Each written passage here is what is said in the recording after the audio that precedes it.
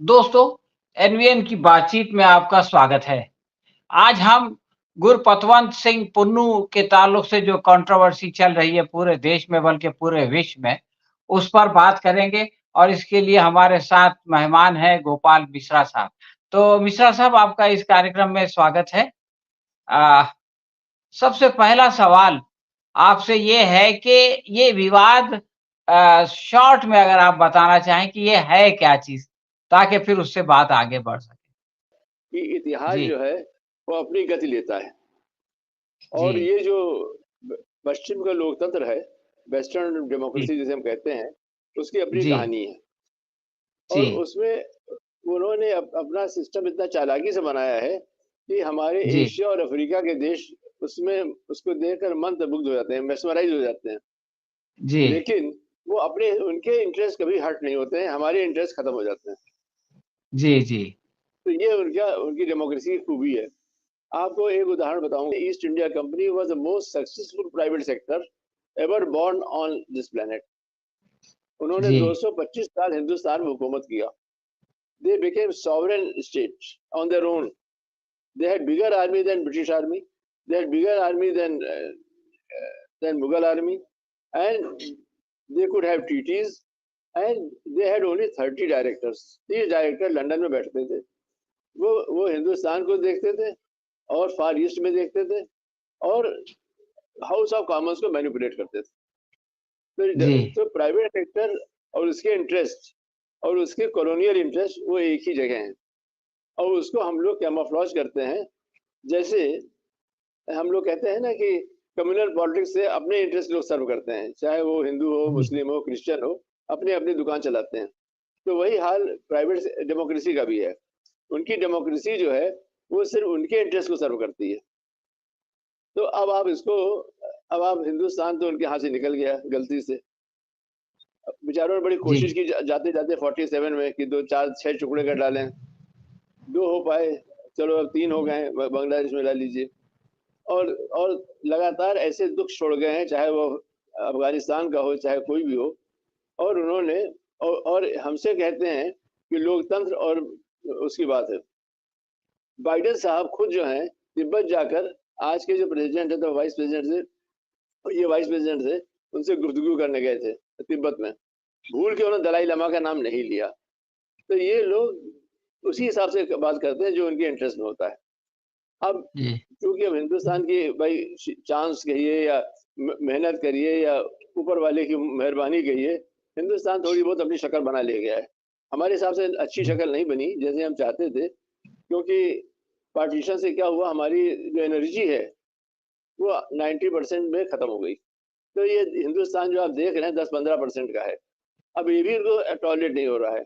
तब पन्नू क्रिएट हो जाएगा कुछ दिन में, कोई और पार्टी खड़ी हो जाएगी, फिर कास्ट पार्टी शुरू हो जाएगी। ये सब इनके शगुफे हैं। और जब इंदिरा जी कहती थी कि भारत में विदेशी ताकतें सक्रिय हैं, तो आज इनको चीन से क्यों नाराजगी? चीन से नाराजगी इसलिए नहीं है, चीन से बेहद खुश है वो, क्योंकि उनका सारा मैन्युफैक्चरिंग चीन कर रहा है, नोट वो कमा रहे हैं। लेकिन चीन ने अपने यहाँ पर रोक लगा रखी है, आप उनकी पॉलिटिक्स में घुस नहीं सकते हैं। मेरे सामने एक चाइनीज डिप्लोमेट बैठी थी और अमेरिकन एम्बेसडर था, पता नहीं कौन था, नंबर 2 रैंक था शायद वहां पर आईएससी में। तो उसे चाइनीज चाइनीज कहती है उनको देखकर, अरे आप इनके कंट्री को तोड़ सकते हैं जब चाहे, हमारे कंट्री में घुस के देखिए आप। तो ये जो सारा जो है एजेंडा, अगर आप लार्जर पर्सपेक्टिव में देखें, ये एजेंडा उनके उनके जियो पॉलिटिक्स से जुड़ा हुआ है। चाहे जब चाहते हैं खालिस्तान का नाम ले लें, जब चाहे माइनॉरिटी इशू बना दें, जब चाहे वो दलित इशू उठा दें, और अपने यहाँ की बातें करने में शर्माते हैं। लेकिन अब वो ऐसा समय आ गया है कि भारत और चीन को मिलकर ये समस्या का हल निकालना पड़ेगा। और दूसरा क्या है, जो उनका जुडिशियल सिस्टम है, भाई ये जी, बताइए 1957 से पहले हमारा कोई जुडिशियल सिस्टम था कि नहीं था? जी, कोई जी, था ना सिस्टम? और लोग के जी न्याय हाँ, मिलता था ना?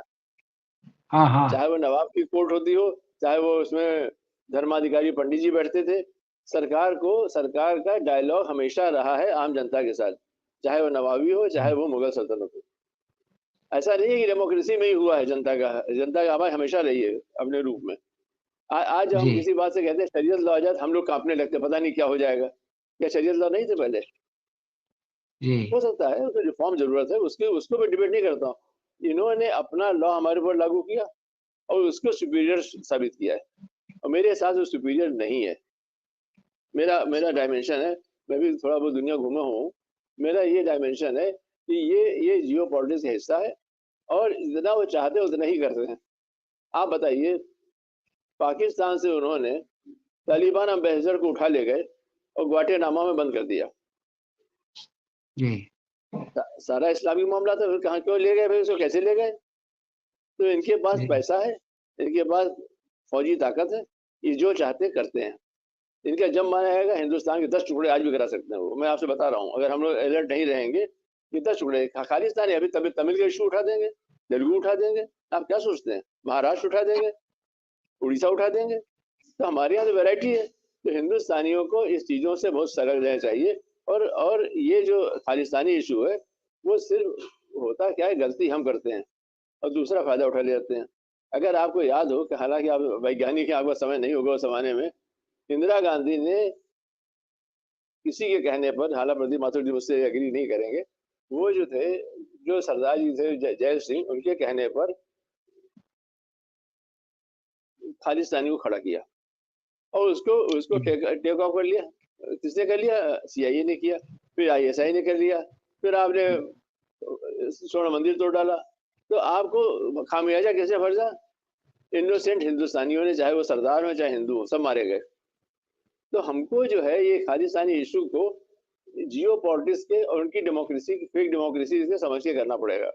और उसके जो जो उसके इश्यूज हैं पन्नू के, उसको हमें एड्रेस करना पड़ेगा। अगर हमारा कोई सरदार भाई या मुसलमान भाई या हिंदू भाई अपने को पूरी समझता है, तो उसको चाहे उसके आप मलहम लगाओ ना, बात करो ना, उससे क्या बात है भाई, तुम क्यों परेशान हो? लेकिन हम उसको कहते हैं अरे भाई वो ऐसा है, अरे भाई ऐसा है तो कैसे है, इसी धरती का बेटा है ना। तो हमारे पास सही, वो इंसेंसिटिविटी, चुनाव के, हमें वोट बैंक चाहिए, बकबक करनी चाहिए। आज देखिए, आपने अभी देखा, माफ कीजिएगा, आप वैज्ञानिक है, बुरा ना मानिएगा, जहां हमारी जी, साइंस फील हो गई, हमारे रैट माइनर से निकाल लिया 41 लोगों सही को। है, सही, जी, सही, ये सही, हिंदुस्तान की, ये हिंदुस्तान की एनर्जी है। जी, अब इसको कुछ मीडिया वाले कह रहे हैं वो मुसलमान थे उन्होंने निकाला। अरे भैया, वो मानव जाति की सेवा कर रहे थे, ये बाई सही चांस बात वो है, मुस्लिम थे, वो मुसलमान बन के सही, नहीं गए थे वहां पर कि सही, काफिरों को निकालने गए थे। अरे सही, भाई, हमारी बेवकूफी और मीडिया की बेवकूफी जितनी जितनी चर्चा करें उतना ही कम है। तो मैंने, भाई साहब, जी, मैंने तो मीडिया के चैनल चैनल बहुत थोड़ा देखता हूँ, बस बेयर न्यूज जी, देख के बंद कर देता हूँ। तो आप जो कह रहे हैं पन्नू का इशू क्या है, रहना चाहिए।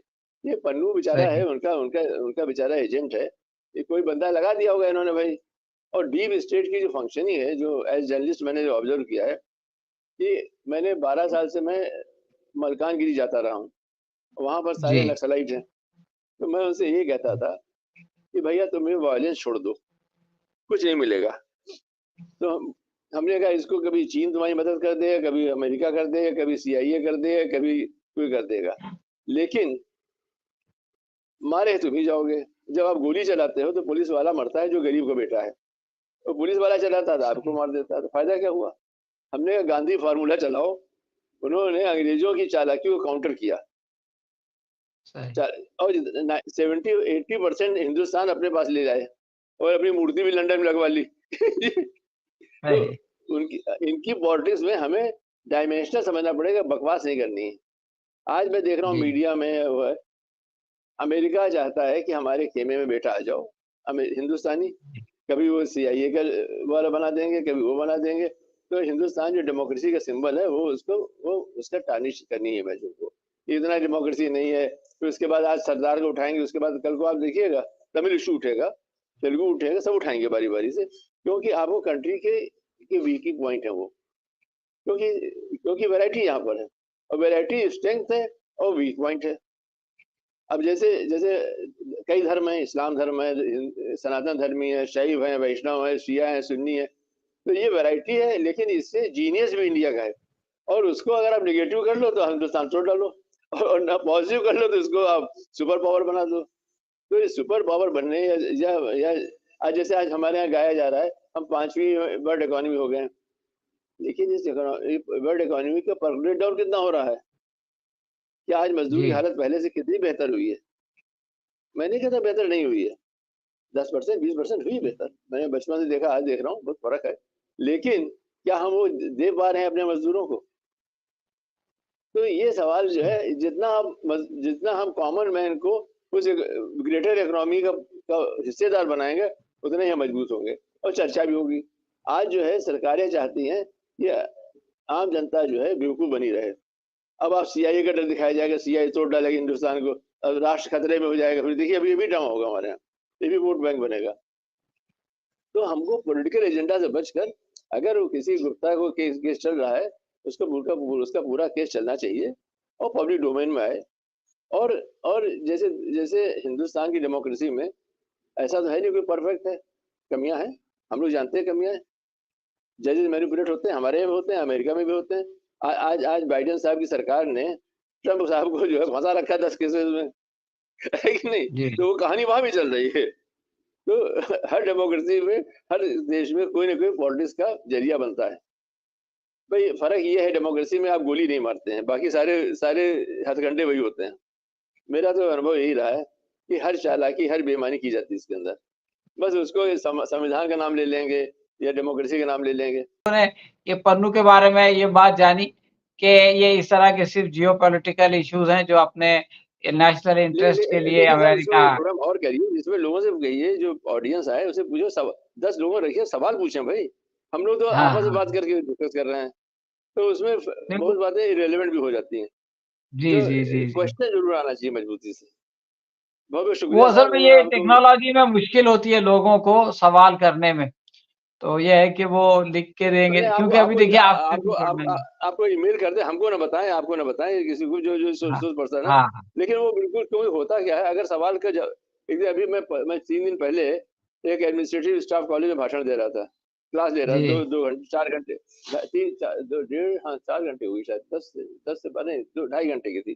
तो तो उन्होंने कहा कि जो डायरेक्टर थे उसके, कोई पता नहीं, कोई नाम नहीं, टोलिया कोई आईएएस ऑफिसर होंगे। तो बोले साहब सवाल, हमने सवाल उनसे पूछे, बोले आप सवाल बता दीजिए। हमने, नहीं मेरे को प्रधानमंत्री थोड़ी सवाल पहले बता दूं जर्नलिस्टों को, ये सवाल पूछना है। हम खुल के उनसे वो सवाल पूछे, हम खुल के जवाब देंगे। तो आप जो नहीं अगला उसकी कोई प्रोग्राम तरकीब करें, निकालते हैं ईमेल से सवाल तो मंगाने की। देखिए, जब देखिए, जो जो आज आप से बड़ी इंटरेस्टिंग बात है, आप कहाँ के रहने वाले हैं? ऐसे रिकॉर्ड तो नहीं हो मैं रहा, हो बम्बई गया का, काम तो? बम्बई में ही मेरी पैदाइश हुई। अरे वाह साहब, फिर तो आप इतने बम्बईया है खूबसूरत है। नहीं तुम आप बॉलीवुड में क्यों नहीं गए भाई जी? चलिए वो तो क्या है चलिए, तकदीर साइंस की फिक्शन बात पे है। काम करते हैं हम लोग जी।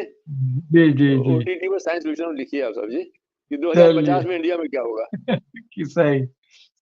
तो बहुत बढ़िया रहेगा अभी। विश्वनाथ साहब आपने समय निकाला, हमारा वक्त खत्म हो गया है यहाँ पे चलिए वो आ साहब, वो रहा हम है। लोग हाँ लखनऊ वाली एटिकेट ठीक है सर, बहुत बहुत शुक्रिया आपका। और जी जी अगली चलिए बार फिर ढंग हम से बात लोग करेंगे। जी इसको इंशाल्लाह चाहे, जरूर जरूर ये तो लाइव है तो ठीक है, नहीं तो इसको नष्ट ना करें तो बेहतर होगा, क्योंकि ये बहुत ही ठीक है वहाँ हल्का रहा प्रोग्राम। इसको मैं एडिट करूंगा उसके बाद। चलिए सर बहुत बहुत छोटा, शुक्रिया। क्योंकि ओके, जी जी शुक्रिया। Okay, bye bye.